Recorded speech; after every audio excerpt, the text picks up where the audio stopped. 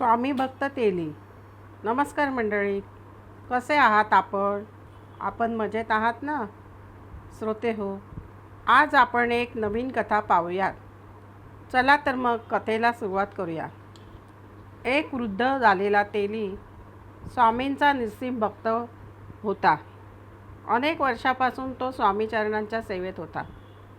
एकदा तेल्याला वाटले की आपण जगन्नाथाच्या यात्रेला जावे. हे जे जगन्नाथ भगवान आहेत ना श्रोते हो, ते श्रीकृष्णाचंच एक रूप आहे. म्हणून तेली आपल्या बायकोला घेऊन जगन्नाथाच्या यात्रेला गेला. तिथे माणसांची प्रचंड गर्दी होती. त्या वृद्ध तेल्याने आपल्या बायकोला सांगितले की माझा हात घट्ट धरून ठेव.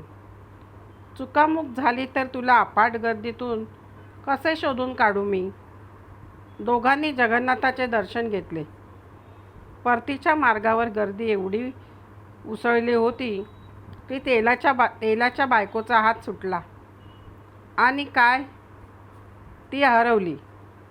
ती कुठे गेली तेलाला काहीच कळले नाही. 8 दिवस बिचारा बायकोला शोधत होता. तो आता थकला होता. शोधून शोधून रडकुंडीस आला. जणू त्याचा आधार हरवला होता. त्याला दुःख असह्य झाले व तो अक्कलकोटला आला आणि स्वामींच्या चरणी डोके ठेवून हमसाहमशी रडू लागला. महाराजांना तो घडलेली कथा सांगू लागला. स्वामी, आज 8 दिवस झालेत. जगन्नाथाच्या जत्रेत चेंगराचेंगरीत माझी बायको हरवली. तिचा खूप शोध केला पण मला ती सापडली नाही. मी शोधून शोधून थकलो. स्वामी, आपण प्रेमळ आहात, माझवर कृपा करावी.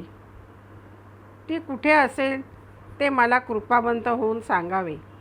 मी खूप गरीब आहे आणि बायकोशिवाय माझा संसार बुडाल्यासारखाच आहे.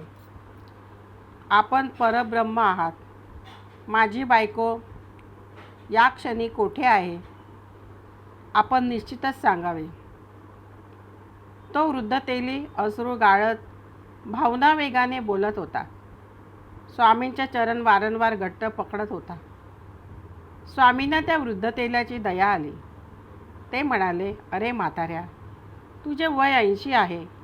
मृत्यू दारावर धक्का मारण्यास लागला आहे. अजून तुझी कामवासना संपलेली नाही.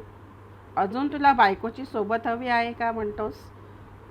तुझे अंग वृद्धत्वामुळे लटलट कापत आहे आणि संसार बुडाला म्हणतोस. तुला शरम नाही वाटत का? तू माझे अनेक वर्षाचा तू भक्त आहेस.